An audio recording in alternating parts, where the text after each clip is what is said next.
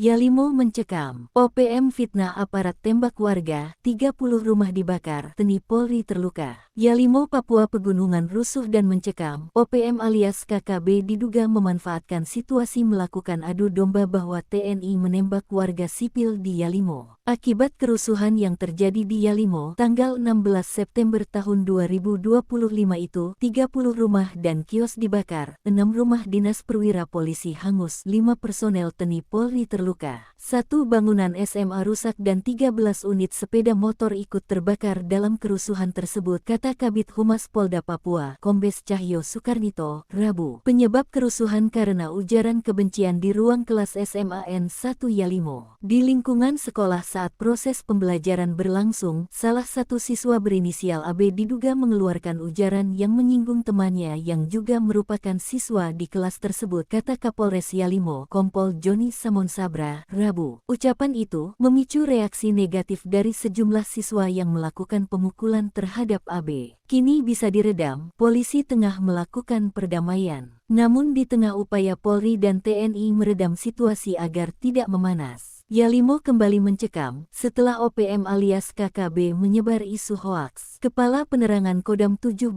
Cendrawasih Kolonel Inchandra Kurniawan menegaskan, berita yang disebar OPM adalah HOAX untuk memanaskan situasi, bentuk propaganda dengan tujuan mengadu domba TNI dan masyarakat. Tidak benar berita itu, tidak benar aparat TNI melakukan penembakan, dan tidak benar melakukan pengedropan pasukan ke wilayah Yalimo, tegas Chandra. Kapolda Papua, Irjen Pol Petrus Patrige Rudolf Renwarin mengatakan, situasi Yalimo Provinsi Papua Pegunungan pasca kerusuhan berangsur pulih. Kini mengirim 50 personil BRIMOB dari Wamena untuk membantu Polres dalam rangka pengamanan sehingga aktivitas masyarakat dapat kembali normal. Juga di backup pasukan tempur TNI. Pihaknya menyayangkan kerusuhan yang terjadi karena berdampak luas dan mengakibatkan jatuhnya korban jiwa serta luka-luka. Sampai hari ini situasi sudah dapat dikendalikan. Kita masih terus memantau agar kerusuhan tidak meluas ke daerah yang lain. Kita jaga terus agar situasi di Papua tetap aman, ujarnya.